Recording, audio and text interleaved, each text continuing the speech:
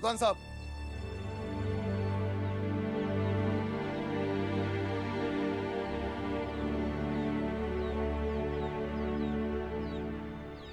ये मेरे दामाद का बयान है।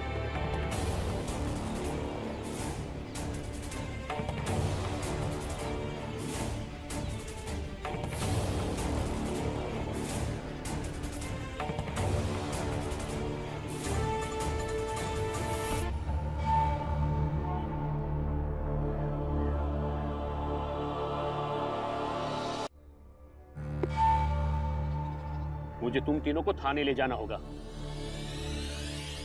Arrest them. कैसी बातें कर रहे कप्तान साहब? ऐसे कैसे मतलब? देखते क्या हो, बांधो उसे। सच्ची?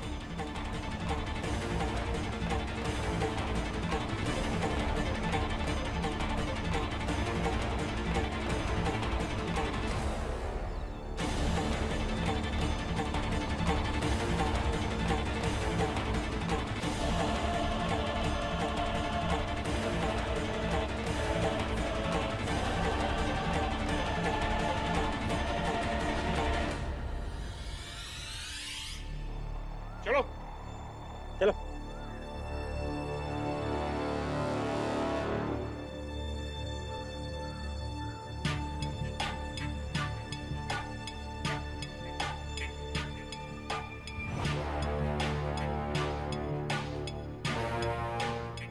ये ज्यादा समय नहीं हुआ है, इसीलिए आप लोगों को अच्छी तरह से याद होगा कि कुछ दिन पहले पुलिस इसी तरह राम जी को बांध कर ले जा रही थी और तब उनका परिवार गिड़गिड़ा रहा था, जबकि ये केस झूठा था।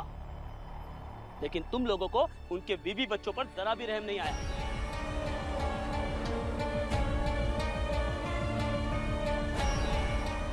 तुम लोगों को पाप का ये बदला इतना जल्दी चुकाना पड़ेगा, ऐसा सोचा नहीं था मैंने।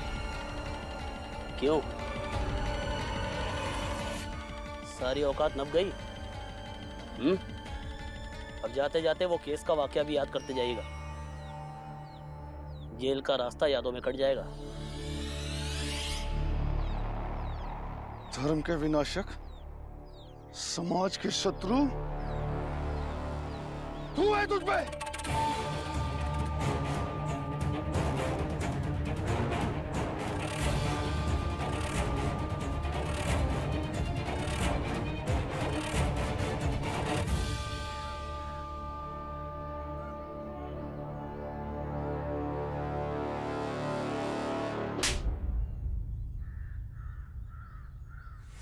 ये क्या बदतमीजी है?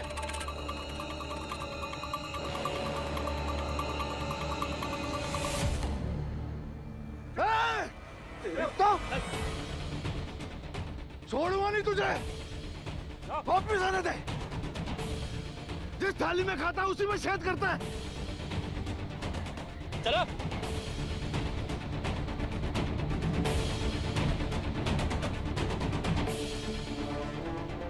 बाबा, लौट के आना तो अच्छे आदमी बन के आना।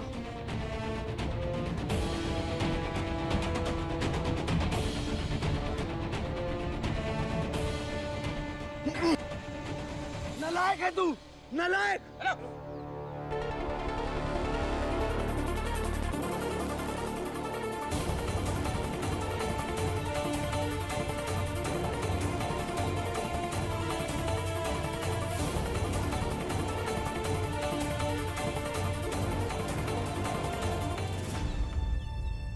बाबा, अगर आप रिटायर्ड सूबेदार नहीं होते तो पुलिस कप्तान उन्हें पकड़ के नहीं ले जाते ना? नहीं बेटा। लेकिन बाबा, जिनके घर में सूबेदार नहीं होंगे उनके साथ न्याय कैसे होगा? पता नहीं भी। लेकिन बाबा, न्याय तो सबके साथ होना चाहिए ना? ऐसा ही देश में कब होगा? कभी ना कभी तो होगा ना। देश बदलेगा, लोग बदलेंगे, कानून ताकतवर होगा और सही मायने में कानून की जीत तभी मानी जाएगी जब साधारण से साधारण व्यक्ति को आसान से न्याय मिल जाएगा। बाबा, एक दिन मैं कुछ ऐसा काम करूंगा कि सबको बराबर का हक मिल सके, सबको न्याय मिल सके और सब लोग निडर होकर जी सके।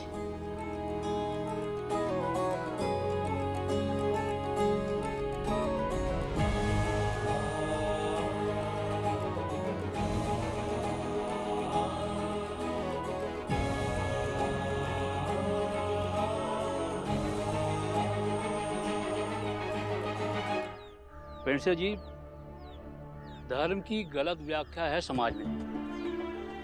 धर्म हिंसात्मक सोच को खत्म करने के लिए है।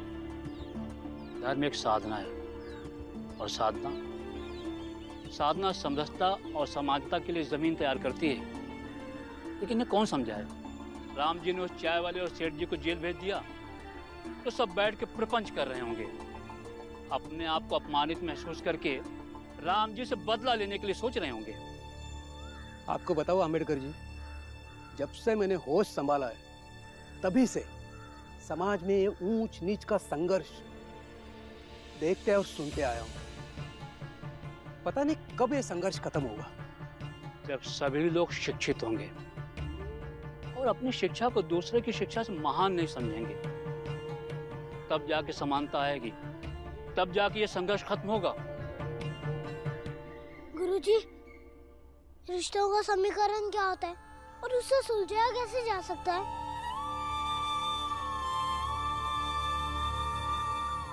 ऐसा क्यों पूछ रहे हो भीम?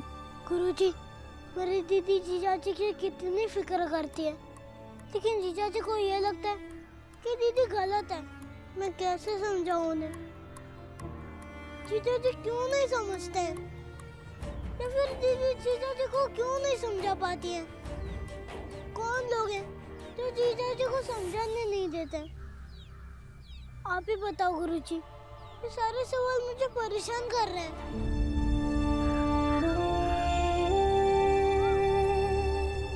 देखो भीम, स्त्री और पुरुष के संबंध को समझने के लिए अभी तुम बहुत छोटे हो, लेकिन समझ लो, स्त्री और पुरुष का संबंध एक तराजू के जैसे होता है, जिसमें दोनों पलड़ों को समान बराबर रखना पड़ता है। कभी कुछ अपना हार कर तो कभी कुछ उसका जीत कर। इसलिए गुरुजी, क्या यही मेरे सवालों का जवाब है? नहीं भीम, सारे सवालों के नहीं। तुम्हारे मन में बहुत सारे सवाल हैं। मैं तुम्हें एक बात बताता हूँ।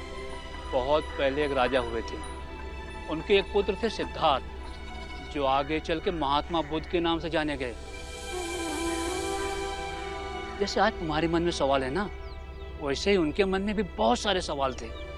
फिर उन्होंने अपने सवालों के जवाब कैसे ढूंढे? आत्मचिंतन करके, भटक के, निरंतर सोच के। भीम, तुम्हें भी अपने मन में उठने वाले जटिल सवालों के जवाब के लिए भटकना होगा, आत्मचिंतन करना होगा। जवाब खुद ब खुद मिल जाएंगे।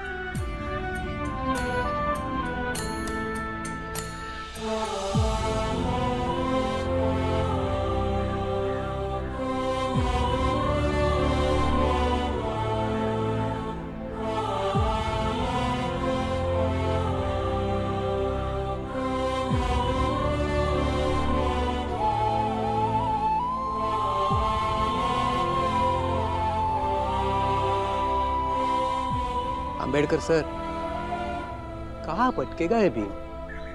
कहाँ मिलेंगे इसके सारे जवाब? पेंसे जी, ये कोई साधारण बच्चा नहीं है। साधारण बच्चे तो ऐसे सवाल ही नहीं पूछते हैं। ये एक दिन बहुत बड़ा आदमी बनेगा।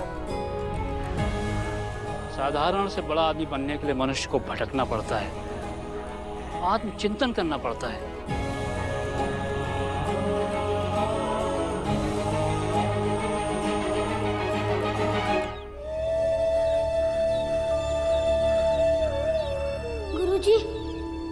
रिश्तों का समीकरण क्या होता है और उससे सुलझाया कैसे जा सकता है? स्त्री और पुरुष का संबंध एक तराजू के जैसे होता है, जिसमें दोनों पलड़ों को समान बराबर रखना पड़ता है। कभी कुछ अपना हार कर तो कभी कुछ उसका जीत कर।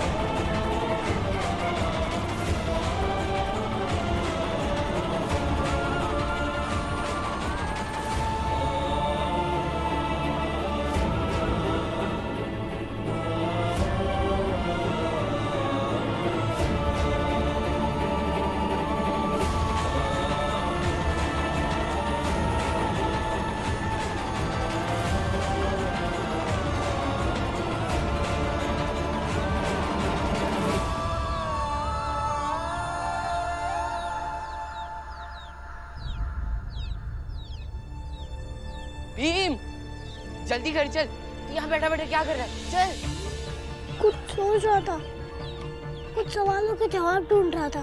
अरे तू घर चल ना।